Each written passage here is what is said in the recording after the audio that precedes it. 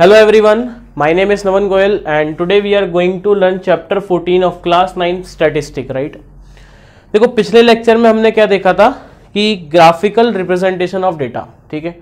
आज हम क्या पढ़ने वाले हैं, मेजर ऑफ सेंट्रल टेंडेंसी। जैसा कि मैंने आपको इंट्रोडक्शन में बताया था कि कोई प्लेयर है, उस बैटिंग करने आया है तो उसका आपको एक दिखाया जाता है कि क्या इसका परफॉर्मेंस रहा है, तो उसमें एक स्लॉट होता है एवरेज का।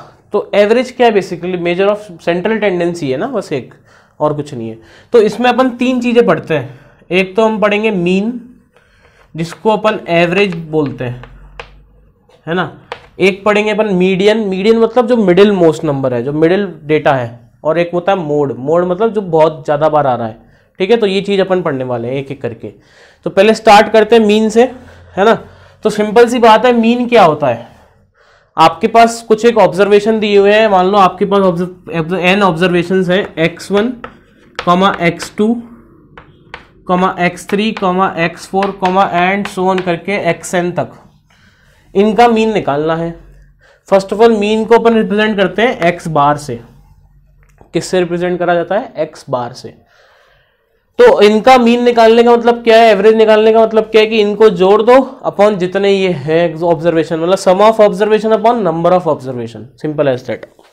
तो sum of observation x bar mean, mean कितना आ जाएगा, सम ऑफ ऑब्जर्वेशन हो जाएगा x1 plus x2 plus x3 plus and so on xn। कितने ऑब्जर्वेशन है, n, तो अपन आ जाएगा n, है ना। अच्छा, इसी चीज को अपन लिख सकते हैं समीशन, सम मतलब समीशन xi, वेयर आई का वैल्यू कहां से कहां तक है, 1 से लेके n तक अपॉन n, ठीक है। So this is the formula for mean when observations are given, ठीक है।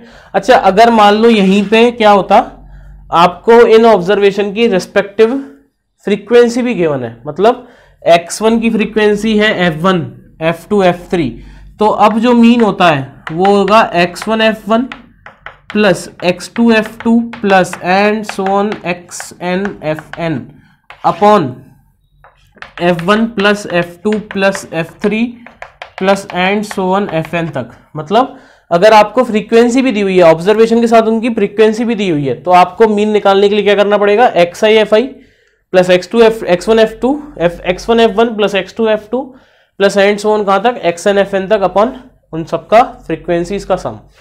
तो इसी चीज को मैं लिख सकता हूं समीशन i बराबर 1 से लेके n xi fi upon summation i बराबर 1 से लेके n fi, ठीक है। इनको अपन ने जोड़ दिया।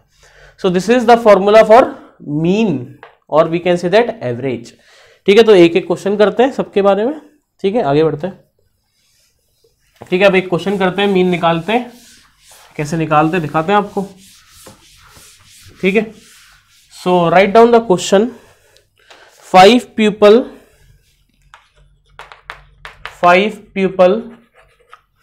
were asked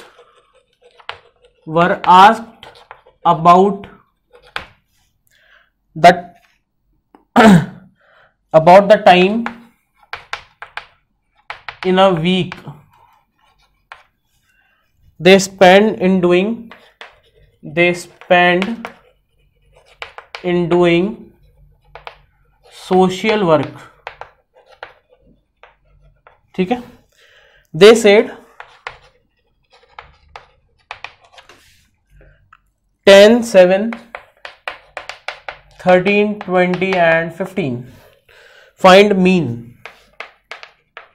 mean, ठीक है। 5 लोग हैं, उनसे पूछा गया कि भाई आप कितना टाइम स्पेंड करते हो वीक में, तो ये आर में दिया हुआ ना, आर में, सोशल वर्क में। तो इनका मीन निकालना है। तो मीन क्या होता है, x bar sum of observation, मतलब इन सबको जोड़ देंगे अपॉन जितने ऑब्जर्वेशन है। तो सम ऑफ ऑब्जर्वेशन क्या हो जाएगा, 10 plus 7 plus 13 plus 20 plus 20 15 upon 5। सो 10 प्लस 7 17 प्लस 13 30 प्लस 20 50 65 लिखा हुआ है। कितना लिखा हुआ है, 65 upon 5, so it will be 13। तो मीन कितना आ गया इन सबका, 13 आ गया ना। How much mean we got, 13, ठीक है। So this is all about mean, ठीक है क्या। अब बात करते हैं second which is median. Second क्या है हमारे पास, मीडियन, कि मीडियन कैसे निकाला जाता है। ठीक है, देखो मीडियन का मतलब होता है कि किसी भी डेटा का मिडिल मोस्ट नंबर। ठीक है, तो सबसे पहले अपन क्या करेंगे, जैसे मान लो हमें कुछ रॉ डेटा दिया हुआ है, सबसे पहले आपको क्या करना है कि उस डेटा को या तो आप असेंडिंग ऑर्डर में लगाओ या फिर डिसेंडिंग ऑर्डर में लगाओ। ठीक है, एक कोई सा भी ऑर्डर जो आपको अच्छा लगे, either it is ascending order और इट इज डिसेंडिंग ऑर्डर, जिसमें भी आपको अच्छा लगे उसमें आपको उसको अरेंज करना है। पहली चीज तो ये करनी है। दूसरी चीज, if number of observation, observation क्या है, एन है हमारे पास, कितने ऑब्जर्वेशन मान लिए कि कितने डेटा है हमारे, कितने डेटा है हमारे पास, एन का डेटा है, एन लोगों का डेटा है। इसमें यहां पे तो केस बनेंगे। अब बीच का डेटा हमें निकालना है, तो बीच का डेटा अपन कैसे निकालेंगे, तो मीडियन का मतलब है बीच वाला, जो हमें बीच का है वो हमें निकालना है, मिडिल मोस्ट ना, मिडिल मोस्ट। तो एन अगर डेटा है तो केस वन क्या है, व्हेन एन इज ऑड या फिर एन इज इवन। अगर एन इवन है, अगर एन क्या है, इवन है, फॉर एग्जाम्पल एन अगर इवन है मतलब 1 2 3 4 5 6, तो देखो बीच वाला आपको मिलेगा ही नहीं, एक तो ये मिलेंगे, ये दोनों नंबर होंगे ना बीच के।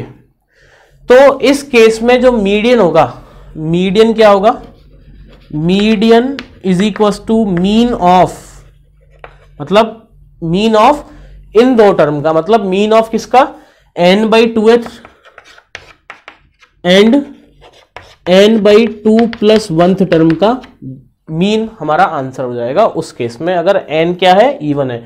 तो अगर मेरे को इसका मीडियन निकालना है तो असेंडिंग ऑर्डर पहले से ही है, तो मीन किस किस का आ जाएगा, 3 और 4 का, तो 3 plus 4 by 2 which is 3.5 is the answer for this question. Got it. अगला केस क्या है, अगर n हो गया ऑड, n ऑड होने का मतलब क्या है, ये 5 टर्म, तो अब तीसरा बीच का हो गया ना, तीसरा बीच का हो गया, मतलब अगर ऐसा है तो मीडियन जो होगा n plus 1 by 2th term is the median. तो ये क्या हो जाएगा हमारे पास, मीडियन का रोल प्ले करेगा।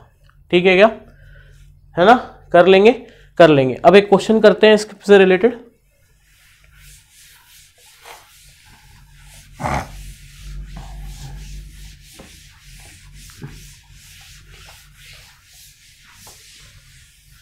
So write down the question. The height of 9 students of a class are as follows. Of a class are as follows. ठीक है, 155 है, सेंटीमीटर में दिया हुआ है, 160, 145, 190, 190 नहीं है, 149 है, 149, 150, 147, 152, 144 एंड 148। ठीक है, 1 2 3 4 5 6 7 8 9। ठीक है, ठीक है, हमें निकालना है वही मीडियन निकालना है। क्या निकालना है, मीडियन निकालना है। तो मीडियन कैसे निकालेंगे, सबसे पहले इनको क्या करेंगे, या तो अरेंजिंग इन असेंडिंग ऑर्डर और इन डिसेंडिंग ऑर्डर। तो असेंडिंग में लगा देते हैं। सबसे छोटा क्या है, 144 है ना, तो 144 के बाद 145 भी है, देन 147 है, 149 है, 148 है इससे पहले, फिर 149 है, फिर 150 है, फिर 152 है, फिर 155 है और लास्ट में है 160। तो 1 2 3 4 5 6 7 8 9। ठीक है, अब 9 टर्म्स है, नंबर ऑफ टर्म्स क्या है, ऑड। अगर नंबर ऑफ टर्म्स ऑड होती है तो हमें पता है मीडियन क्या होता है,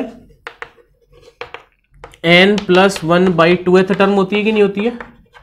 तो 9 है इनका वैल्यू, तो 9 प्लस 1 बाई 2th टर्म मतलब 5th term is the median. तो 1 2 3 4 5, तो 149 इज द मीडियन। तो मीडियन क्या आ जाएगा यहाँ पे, 149। So the answer for this question median is 149। Got it. ठीक है, तो हमने मोड पढ़ लिया, मीडियन पढ़ लिया है, मीन पढ़ लिया है। आखिरी बच रहा है which is mode. Last one is mode, so write down next last, ठीक है। अच्छा, मोड सिंपल सा है जिसकी फ्रीक्वेंसी ज्यादा है, बस सिंपल सा है। मोड, किसी डेटा का मोड क्या होगा, जिसकी फ्रीक्वेंसी ज्यादा है, मतलब जो ज्यादा बार अकर हुआ है वो क्या हो जाएगा, मोड हो जाएगा, सिंपल एज दैट।